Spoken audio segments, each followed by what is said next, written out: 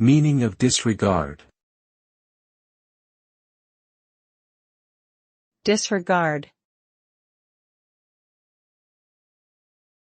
Disregard. Disregard. Disregard. The word disregard is a verb that means to ignore or pay no attention to something. It can also mean to treat something as unimportant or insignificant. When someone disregards something, they are not giving it the attention or consideration that it may deserve. This can result in negative consequences such as missed opportunities, damaged relationships, or even legal trouble.